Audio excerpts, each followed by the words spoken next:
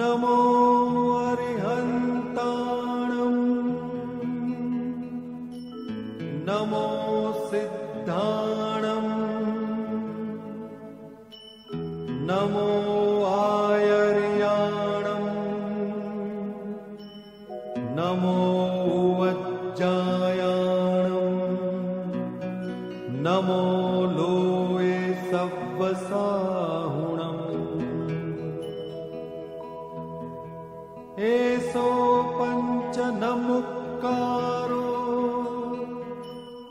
सव्वपावप्पणासनो मङ्गलाणं च सव्वेसिं परमं हवै मङ्गलम्। शुद्धचिद्रूपोऽहम् शुद्धचिद्रूपोऽहम् शुद्धचिद्रूपोऽहम् शुद्धचिद्रूपोऽहम्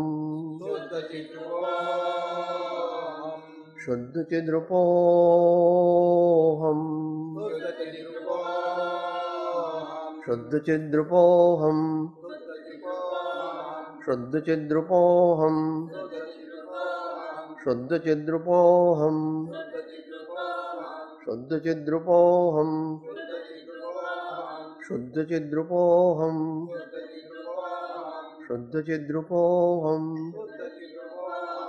शुद्धचिद्रूपोऽहम्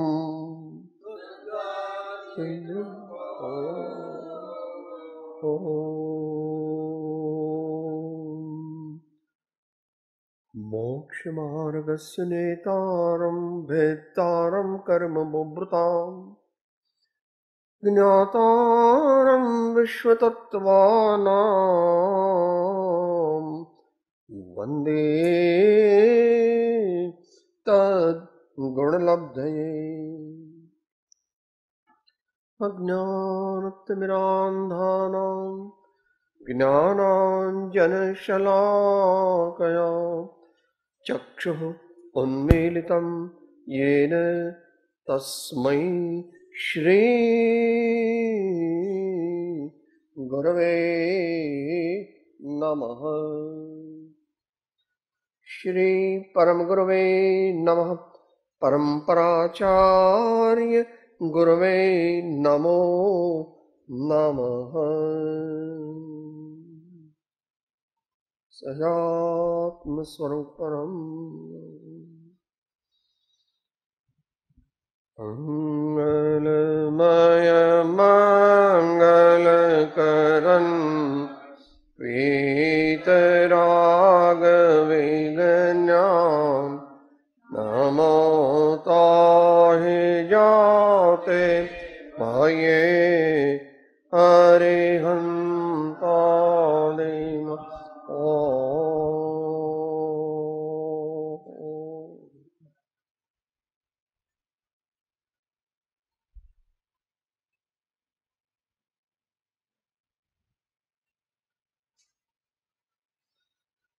ओ।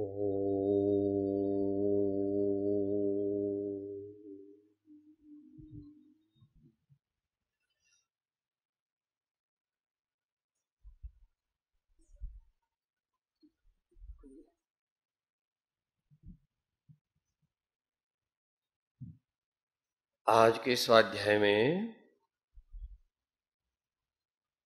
आचार्यवर श्री पद्मनंदी विरचित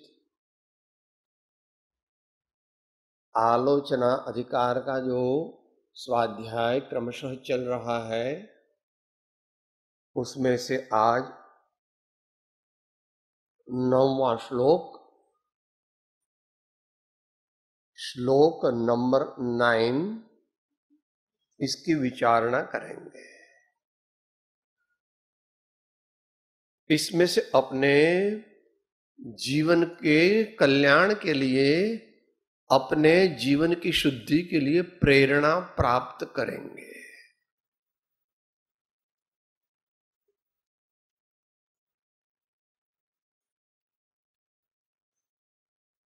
परमार्थ मोक्ष मार्ग लंबा होता है।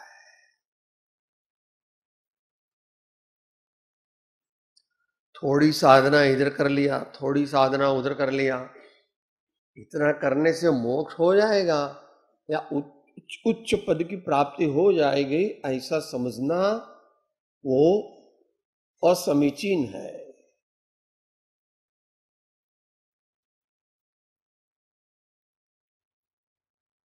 बहुत प्रयत्न करना चाहिए। इससे डरने का नहीं है, इससे अपने जीवन में निराशा नहीं लाने की है, क्योंकि आगे की साधक अवस्था में तो आनंद ही आनंद है। बाहर में दुख लोग सोचते हैं मुनिराज बहुत दुखी है, उनको कुछ नहीं है सुविधा जीवन की। वो ऐसा न मानते हैं और न ऐसा अनुभव करते हैं।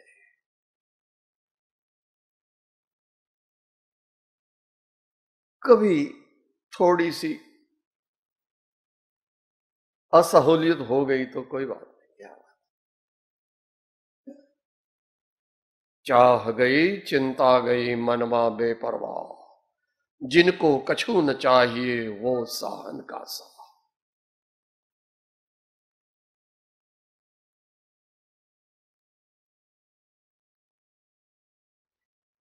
यहां इस 9वें श्लोक में आचार्य देव अपनी बात भगवान के समक्ष रजू करते हैं।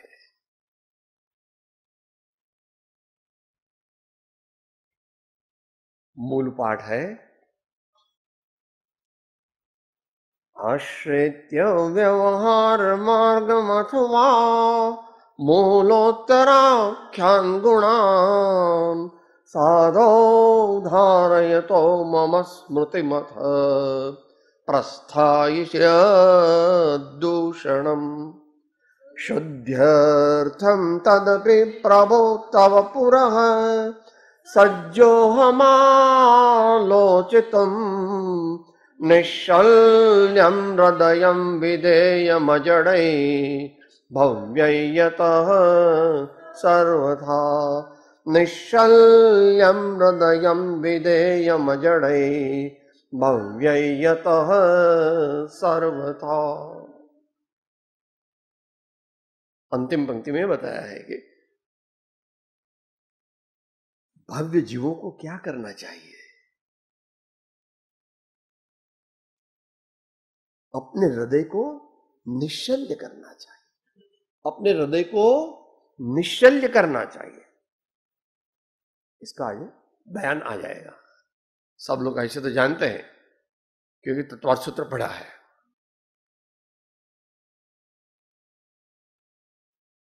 और सर्वथा ऐसा लिखा।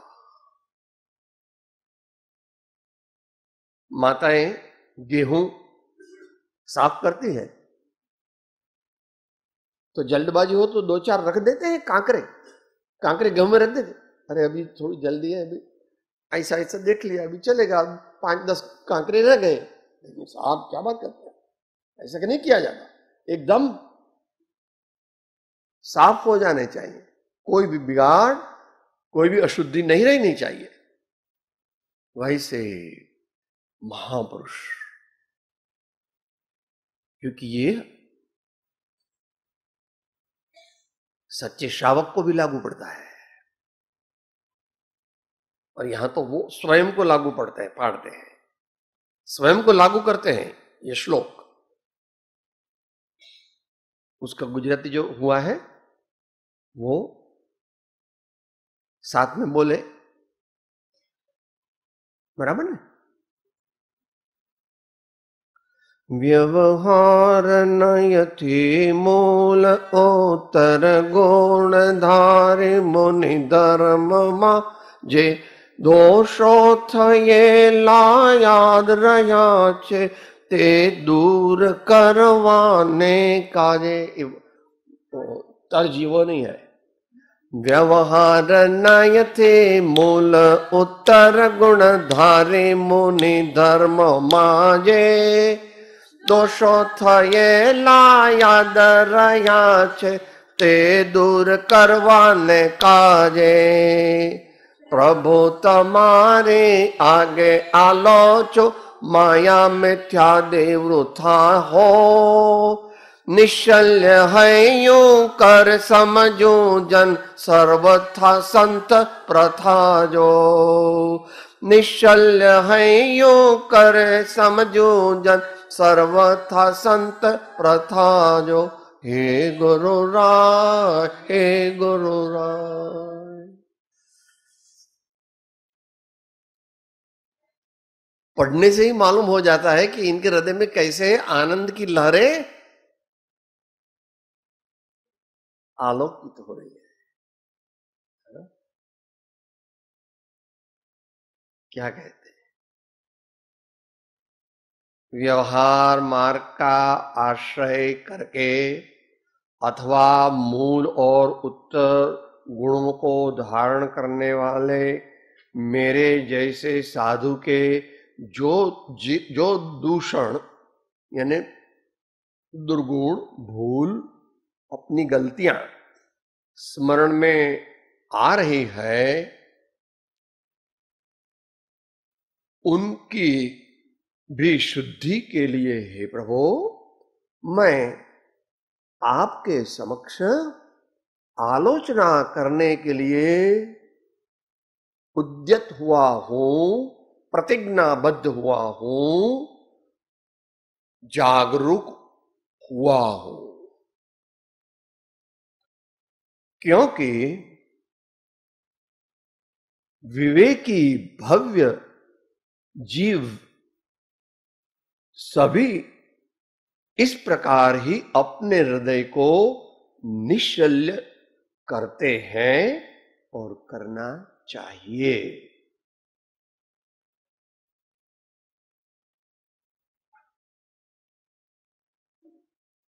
क्या कहते हैं, यह आलोचना जो की जा रही है वह कब की जा रही है?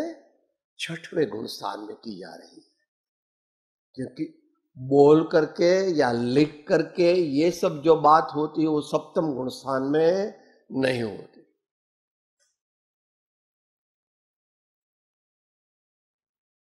मन वचन काया की कुछ प्रवृत्ति सप्तम गुण स्थान में नहीं होती। चित्त है वो चैतन्य में लीन हो जाता है, निर्विकल्प समाधि में स्थित हो जाता है और उसके धारण करने वाले मुनिराज अतीन्द्रिय आनंद का अनुभव करते हैं।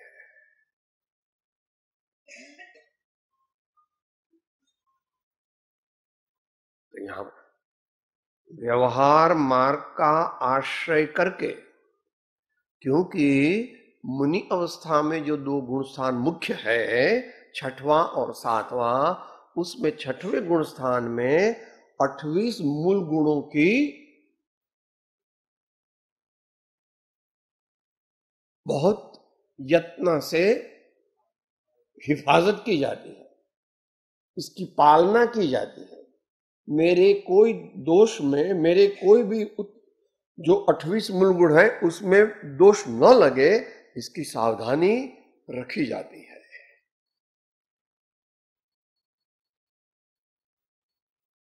व्यवहार मार्ग का आश्रय करके अथवा मूल और उत्तर गुणों के धारण करनारे मेरे जैसे साधु के, तो वो डिक्लेयर तो करते हैं कि मैं साधु हूं, जैसा भी हूं साधु हूं, क्योंकि मैं मूल गुण का पालन करता हूं और उत्तर गुणों की यत्न करता हूं, उत्तर गुणों की हिफाजत करने के लिए उद्यम करता हूं। उत्तर गुण तो बहुत है, सब तो वर्तमान में पालन करने की क्षमता नहीं है। शायद स्वामी कार्तिक की अनुप्रेक्षा में पढ़ा था बहुत समय के पहले कि 84 लाख उत्तर गुण है, यानी किसी भी मनुष्य की वर्तमान मनुष्य की स्मृति में भी नहीं रह सकते वे, वो तो केवल ने देखे हैं, और वो भी गणितानुयोग की अपेक्षा लिखे हैं। 3 into 3 into 3 equal to 9, 9 into 9 equal to 81, like that.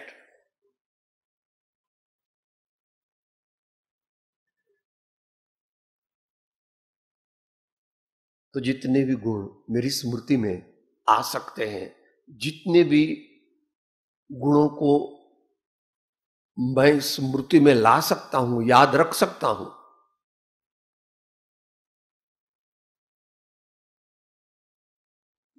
उसको मैं व्यवहार नहीं का आश्रय करके, क्योंकि जब आलोचना संकल्प रूप की जाती है तब वो निश्चय नियम से वो छठवां गुण स्थान होता है। जो निश्चय आलोचना जो जिसको पढ़नी है उसको परम आलोचना अधिकार नियम सार में पढ़नी चाहिए।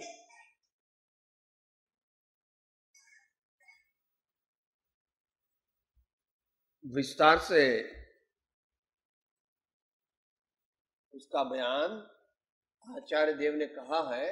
मेरे ख्याल से उसके 9 श्लोक आचार्य भगवान ने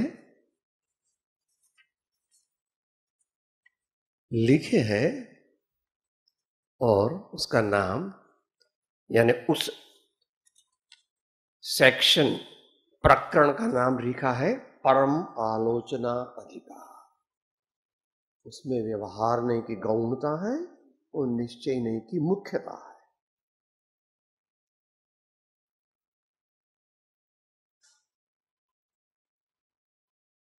एक दो श्लोक पढ़े आनंद के लिए। फिलहाल तो हमारे में ऐसी कोई शक्ति है ही नहीं, और इस भव में होने की संभावना भी नहीं है, और यह सामान्य मुनिराज के नहीं है, ये बहुत बड़े बार बार जिनके समाधि के आनंद का अनुभव होता है, ऐसे मुनिराज है जिसका वर्णन शब्दों में नहीं किया जा सकता है। हालांकि ऐसे मुनिराज वर्तमान में होना भी करीब करीब असंभव है। फिर भी ऐसे संस्कार अगर हमारे चित्त में डाले होंगे तो भवांतर में जब हम मुनि होंगे तो ऐसी आलोचना करने का उद्यम करेंगे।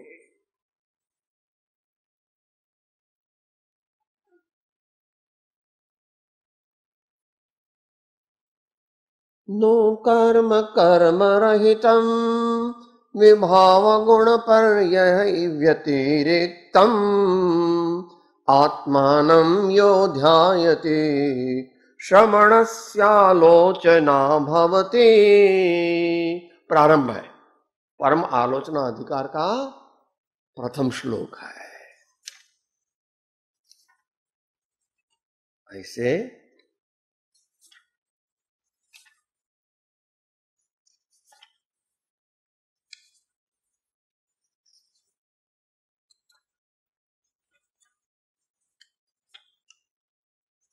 एक 112वां श्लोक जो है परम आलोचना अधिकार श्री नियमसार अध्यात्म शास्त्र।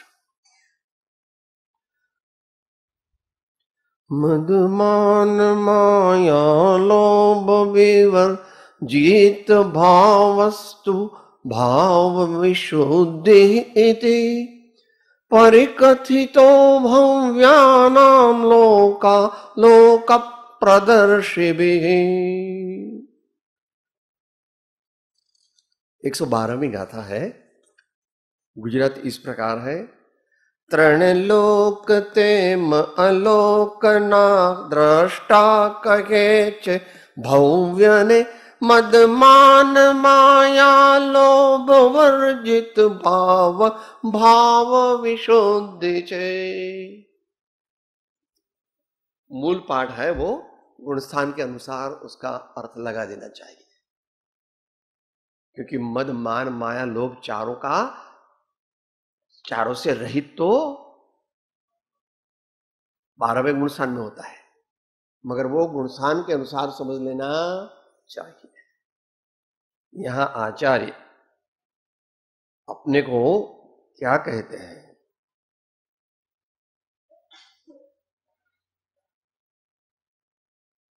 व्यवहार नय का आश्रय करके अथवा मूल और उत्तर गुणों के धारण करना मेरे जैसे साधु के मूल गुण और उत्तर गुण जब धारण किया जाता है, उसकी जब मुख्यता होती है, तब छठवां गुणस्थान होता है।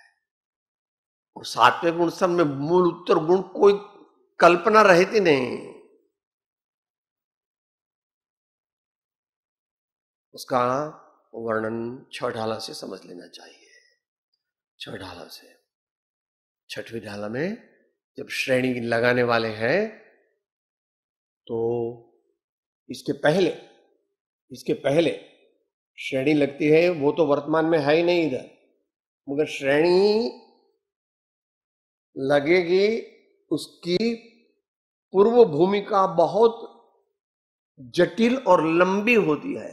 जैसे वर्तमान में कोई जीव निश्चय सम्यक्त को प्राप्त करता है, तो निश्चय सम्यक्त को प्राप्त करता है तब तो वो उस क्षण भर के लिए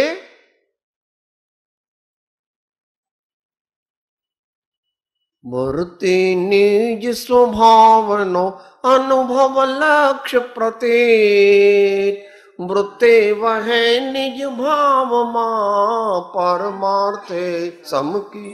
कुछ भी विकल्प संकल्प रहते नहीं, इस जितनी क्षण रहे उतनी क्षण के लिए।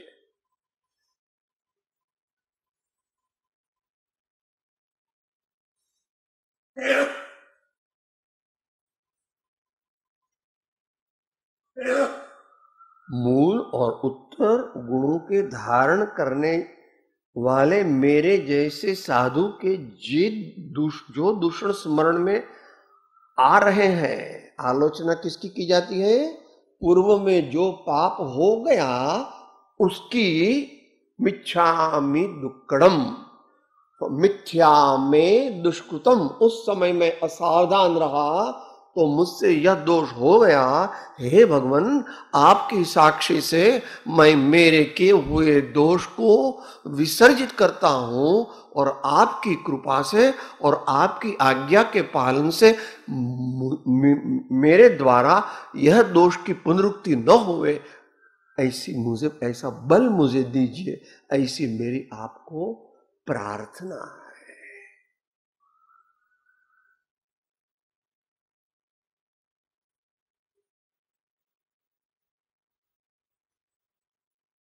मेरे जैसे साधु के जे दूषण स्मरण में आ रहे हैं, मैंने पूर्व में जो जो पाप किए और जितने मुझे स्मृति में है, सब पाप हमको स्मृति में नहीं रहते हैं, बड़े बड़े ही रहते हैं। ये तो पाप करते ही नहीं है, फिर भी कहीं कुछ थोड़ा अतिचार लग जाता है,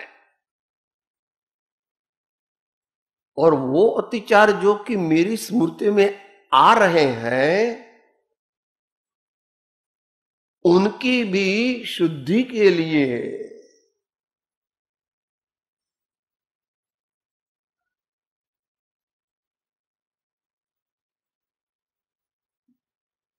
सर्वथा निर्दोष होना चाहते हैं। मुनि महाराज आचार्य देव निर्दोष होना चाहते हैं।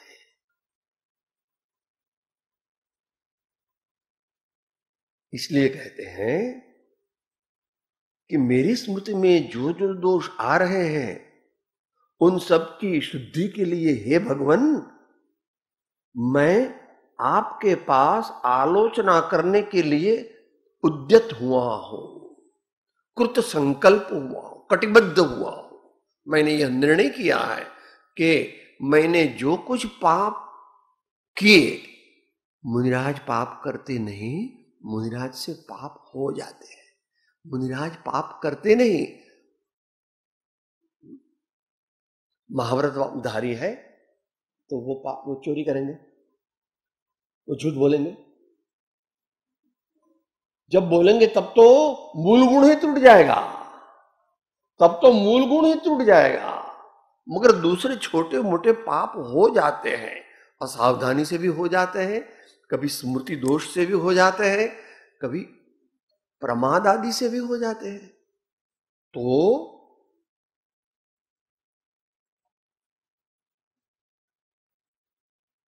स्मृति में आ रहे हैं, उनकी भी शुद्धि के लिए हे भगवान मैं आपके पास आलोचना करने के लिए उद्यत हुआ हूं।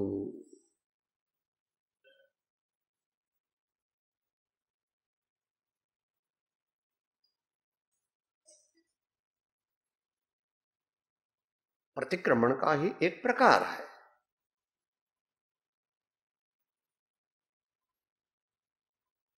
एक दिन में मैंने जो पाप किए हो, एक हफ्ते में मैंने जो पाप किए हो, एक पक्ष 15 दिन में मैंने जितने प्राप्त किए हो, एक महीने में जो प्राप्त किए हो, और एक वर्ष में जो मैंने प्राप्त किए हो। क्योंकि उसके आगे का तो सांवत्सरिक प्रतिक्रमण कर लिया, उस टाइम मैंने आलोचना कर ली है, उसको तो उसका निवारण मैंने किया है।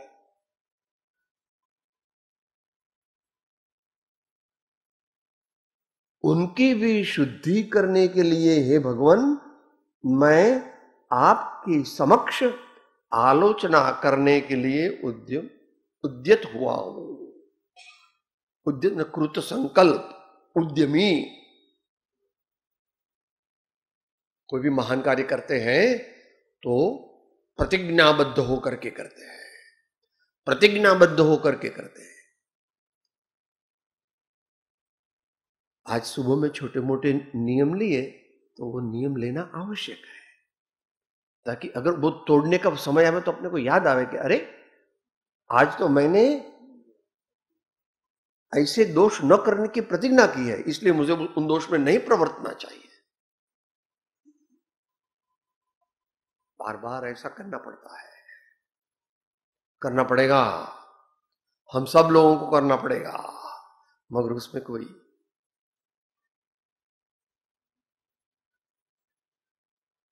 दोष हुआ उसका खेद है।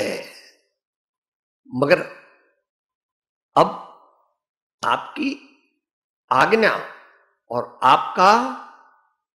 आपकी उपस्थिति है, तो अब मैं निर्भय हूं। बच्चा अपने मां बाप के साथ होता है तो वो डरता नहीं, कहता है मैं मेरे पापा को बुलाऊंगा, मैं मेरी मम्मी को बुलाऊंगा, ऐसा कहता है। वैसे मुनिराज वो उनके मम्मी पापा कौन है? त्रिलोकनाथ तीर्थंकर और उनके जो गुरु, वो उनके रक्षक है, वे उनके मार्गदर्शक भी है, उनको पढ़ते पढ़ते हर वक्त बचाने वाले हैं।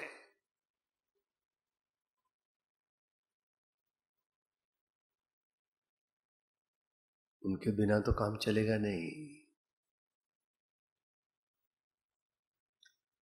एक दुनिया की पीएचडी करनी है, या कोई ऐसा एमडी करना है, या ऐसी कोई बड़ी डिग्री प्राप्त करना है, तो भी मार्गदर्शक की आवश्यकता रहती है। क्या कहते हैं आप उसको? ट्यूटर कहते हैं, गाइड कहते हैं, गाइड कहते हैं। तो यहां तो मोक्ष लक्ष्मी को प्राप्त करने का है। भले मालूम है कि ये मोक्ष लक्ष्मी तो मुझे मिलने वाली नहीं, मगर मोक्ष लक्ष्मी प्राप्त करने के लिए मैं ऐसी साधना करूंगा, ऐसी साधना करूंगा कि अगली मुनि दीक्षा में थोड़े ही काल में मैं श्रेणी चढ़ करके कैवल्य को प्राप्त कर लेने वाला।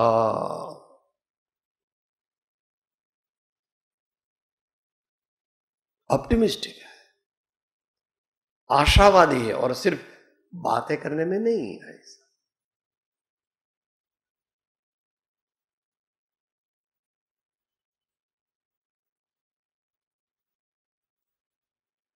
मैं आपके पास आलोचना करने के लिए उद्यत हुआ हूं। अब इसका कारण कहते हैं कि क्यों आप आलोचना कर रहे हैं? क्योंकि मुझसे कभी कभी कुछ कुछ दोष तो हो ही जाता है, और दोष होवे उसका अवश्य आलोचना करनी चाहिए कहो, या प्रायश्चित कहो, या प्रतिक्रमण कहो, जो भी जहां जहां जो लागू पड़ता है वो लगा देना। क्योंकि भगवान की आज्ञा क्या है? निश्चल्यो व्रते, माया, मिथ्यात और निदान, इन तीन शल्यों से जो रहित होता है वही सच्चा व्रती होता है। इसलिए हम में से किसी ने व्यवहारिक व्रत भी लिए हैं तो, या जैसे भी अणुव्रत लिए हैं, उन व्रतों की हिफाजत करने के लिए बार बार सावधानी रखनी चाहिए। और कुछ दोष लग गया तो गुरु के समक्ष उसको गर्हा कहते हैं। गुरु के समक्ष जब आलोचना करते हैं तो गर्हा कहते हैं, और भगवान के समक्ष कहते हैं तो आलोचना कहते हैं। है तो दोनों एक ही। निश्चल्य हुए बिना त्वरित तरक्की नहीं होती। कुछ भी भगवान से छिपाने की कोशिश कभी करनी नहीं चाहिए, क्योंकि वह तीन काल में, तीन लोक में किसी से संभव ही नहीं। सब भगवान को सब मालूम होगा। मैंने जंगल में अकेले में रात में अंधेरे में अमास की रात्रि को पाप किया तो भगवान को कैसे मालूम? अरे भैया, भगवान के से कुछ भी छिपा नहीं होता है। और जो गुरु होते हैं, महान आचार्य होते हैं, वे भी इतनी क्षमता रखते हैं कि छोटे मोटे हमारे दोष जो होते हैं उनको प्राय तो हम छिपाते नहीं, मगर कभी छिपाते हैं तो वो माइंड रीडिंग कर लेते हैं। तो थोड़ी सूक्ष्म है, गुरुगम से जानने योग्य है। हम समझते हैं गुरु को क्या मालूम, मेरे मन में क्या चल रहा है वो गुरु को क्या मालूम। ऐसा नहीं है। तेरे मन में जो चल रहा है उसका रिफ्लेक्शन तेरी वाणी में भी होता है, और तेरे शरीर में भी होता है, और तेरे शरीर की समस्त अंग उपांग की रेखाओं में भी होता है। जिनका वांचन, जिनकी वाचना, जिनकी सिक्स्थ सेंस से समझ लेते हैं कि आपने कुछ गड़बड़ी की है।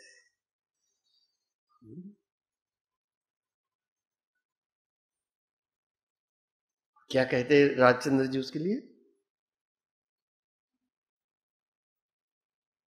172 पत्रांक में, तेमनी मन वचन कायाने प्रत्येक चेष्टाना अद्भुत रहस्यो फरी फरी निदिध्यासन करवा तेवो ये सम्मत करेलो सर्व सम्मत करवो।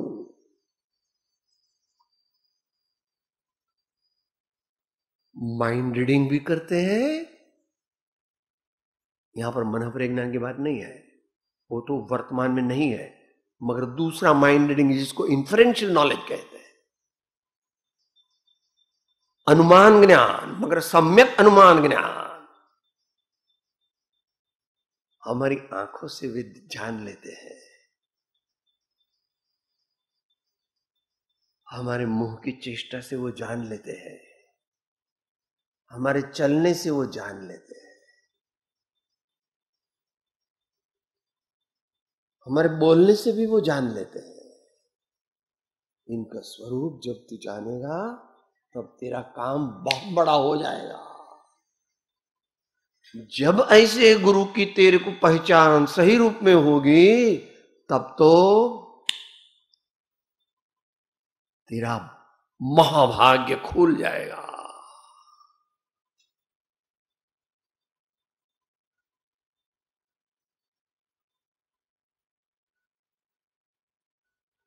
तो यहां आचार्य कहते हैं कि मिथ्यात्व संबंधी अगर मुझे कुछ दोष लग गया हो,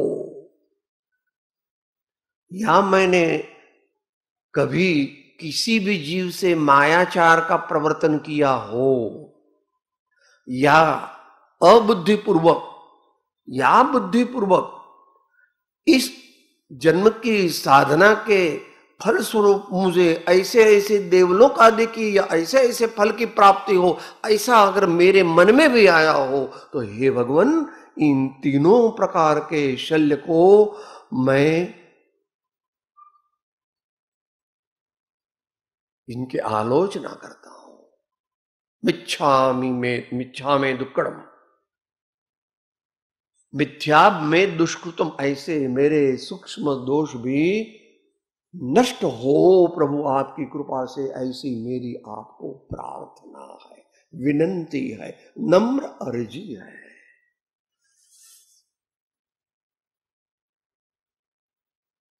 सच्चे मुनि कैसे होंगे?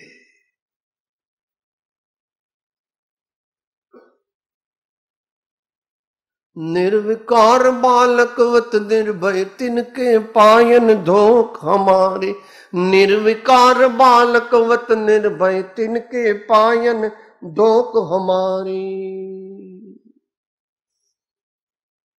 फार more innocent than an innocent child, क्योंकि वो चाइल्ड तो व्यवहार दृष्टि से इनोसेंट है, जबकि मुनिराज तो निश्चय दृष्टि से इनोसेंट होने जा रहे हैं, होते हैं, अपनी मर्यादा में होते हैं।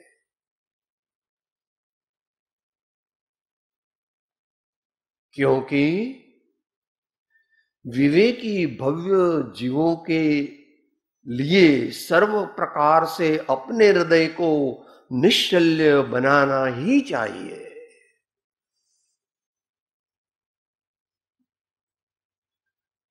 हम कैसे हैं?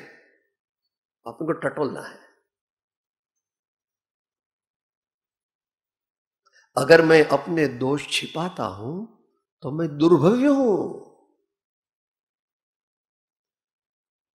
निश्चल्य होना है मुझे, जितना बुद्धिपूर्वक हो सकता है, और गुणसान के अनुसार लगा लेना।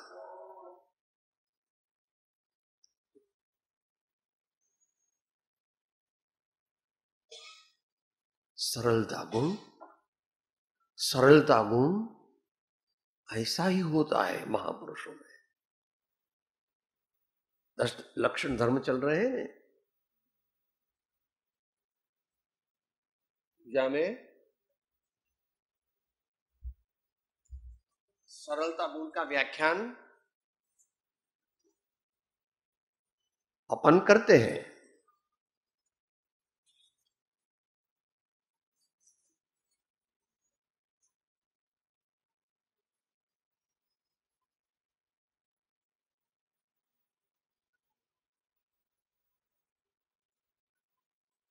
जिसके पास हो, नहीं तो सुनिए। कपटन कीजे कोई, कपटन कीजे कोई, चोरन के पूरना बस, सरल स्वभावी हो, ये सरल स्वभावी हो, ताके घर बहु संपदा। यह व्यवहारिक बताया। दुनिया के लोग समझते हैं मैं तो सबको बाटल में उतार देता हूं, इसलिए मैं तो करोड़पति हो गया। रोड़पति भी नहीं रहेगा, करोड़पति क्या? जगत के जीव मन में कल्पना करते हैं कि मैं सबको बाटल में उतार देता हूं, सबसे छल कर लेता हूं, सबसे छिपा लेता हूं। मेरी बहुत मैं होशियार हूं। होशियार नहीं है, महामूर्ख है, बड़ा अज्ञानी है। उत्तम और जब रीति बखानी, रंचक दगा बहुत दुख दानी। मन में हो सो वचन उचरिए, वचन हो ये सो तन सो करिए। रुजुता गुण की व्याख्या है। मन, वचन और काया की एकता रखने का प्रयत्न करना चाहिए। मन में कुछ और हो, वचन में कुछ और हो और काया से कुछ और हो, उसको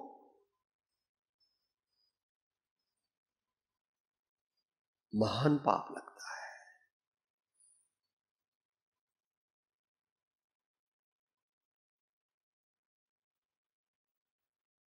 करिए सरल तिहु जोग अपने, देख निर्मल आरस। मुख करे जैसा लखे तैसा, कपट प्रीति अंगार से।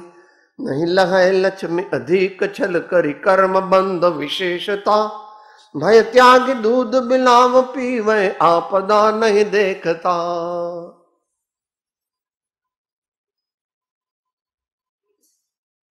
बिलाव, बिलाव को क्या कहते हैं? बिल्ली। दूध पीता है, दो प्रकार के हैं। कभी कभी दूध गर्म होता है और वो एकदम मुंह डालता है तो जल जाता है, और वो कोई मुझे देख लेगा तो मारेगा, वो जानता नहीं है, तो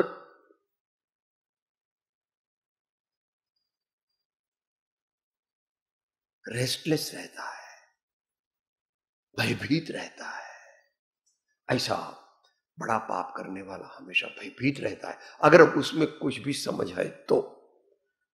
दुनिया के जो जीव है वे तो पाप करते हैं और फिर पाप करने पर अपना बड़प्पन मानते हैं। उनकी तो बात ही नहीं करना, वे कहां जाएंगे?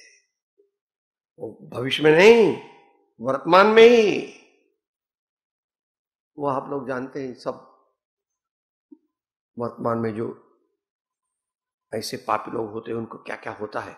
इसी भव में ही उसका कुछ परिचय तो मिल जाता है, और आगे जाकर के तो क्या होने वाला है वो तो सर्वज्ञ के ज्ञान का विषय है।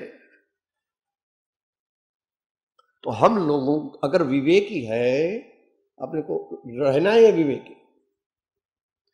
एना विचार विवेक पूर्वक शांत भावे जो करया, तो सर्व आत्मिक ज्ञान ना सिद्धांत तत्व अनुभव।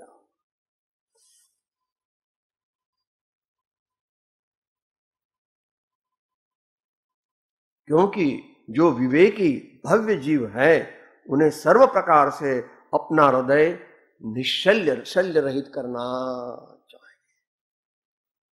Try and try again boys, you will succeed at law. Try and try again boys, you will succeed at law. मोक्ष की प्रक्रिया दीर्घकालीन है। पूर्ण मोक्ष की प्रक्रिया दीर्घकालीन है, मगर उसके बिना और कोई उपाय नहीं है। समझो कोई कहे हमको मोक्ष नहीं जाना है, बहुत कठिन है, तो क्या करेगा भैया? संसार में रुलेगा तो दुख के बिना और कुछ मिलने वाला नहीं है। इसलिए कब धर्म करना, कब मोक्ष मार्ग में चलना।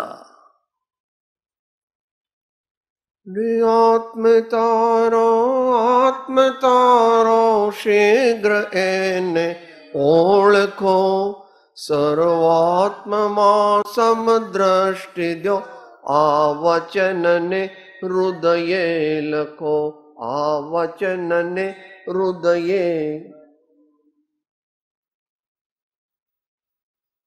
साहब आप कहते हैं कि जल्दबाजी नहीं करनी चाहिए। जल्दबाजी दुनिया के कार्य में नहीं करनी चाहिए, मगर इसमें इस मोक्ष मार्ग की प्राप्ति में जल्दबाजी करनी चाहिए। मगर इसको जल्दबाजी नहीं कहते हैं, उसको क्या कहते हैं? जागृति। जागृति, सेल्फ अवेयरनेस, सावधानी। ऐसा रखने पर भी दोष हो जाते हैं, क्योंकि हम निम्न कक्षा के साधक हैं, क्योंकि हम निम्न कक्षा के साधक हैं। इसलिए अपने जीवन को, अपने हृदय को, अपने व्यक्तित्व को निश्चल्य करने के लिए आज्ञा देते हैं सभी सज्जन। हाँ, तो सज्जन कहते हैं मगर वहां सज्जन ऊंची कक्षा के सज्जन है, क्योंकि अपने हृदय में जो भी माया, मिथ्या और निदान आदि कुछ भी शल्य, कुछ भी ऐसे दोष हो छोटे मोटे, वो हमें भगवान या गुरु जी के सामने निवेदित करके उनसे रहित हो करके शुद्धि की वृद्धि करना है। शुद्धि की वृद्धि करना, यही मोक्ष मार्ग है। शुद्धि की वृद्धि, शुद्धि की वृद्धि सविकल्पक भी की जाती है और निर्विकल्पक भी की जाती है। यहां सविकल्प की बात है, यहां सविकल्पक की ही बात है। जब आगे चले जाते हैं तब तो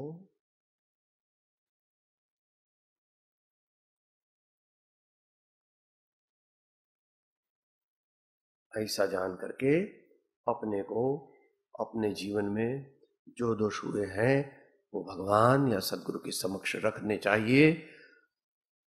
रख नहीं सकते तो लिख करके देने चाहिए। वे किसी को तुम्हारा दोष कहेंगे नहीं। यह आचार्य का एक गुण है। हाँ, उपगुहन तो सम्यक दृष्टि का होता है, मगर ये आचार्य अपने दोष किसी और को बताते नहीं। तो ऐसे इन पवित्र दिनों में हम हमारे आत्मा को, हमारे जीवन को, हमारी चर्या को जितनी बने निर्दोष बनावे और देव गुरु धर्म की श्रद्धा को बढ़ाते हुए आत्मा के लक्ष्य को बढ़ावे, आत्मा की दृष्टि को, आत्मा की स्मृति को बढ़ा करके आत्मा में लीन होने का भी प्रयत्न करें।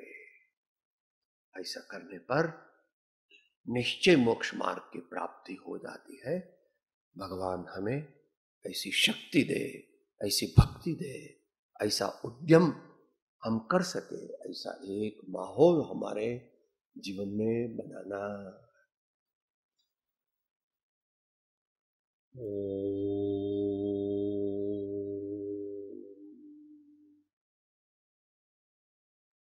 देह च्युतों देने दशा मरते देहाते, ते ज्ञाने ना चरण मा हो बंधन। सद्गुरु परम कृपाणु महावीर स्वामी भगवान के सब संतन की ओम। मैं आत्मा हूं, आपका सेवक हूं, सभी का मित्र हूं। मैं आत्मा हूं, आपका सेवक हूं, सभी का मित्र हूं। मैं आत्मा हूं, आपका सेवक हूं, सभी का मित्र हूं।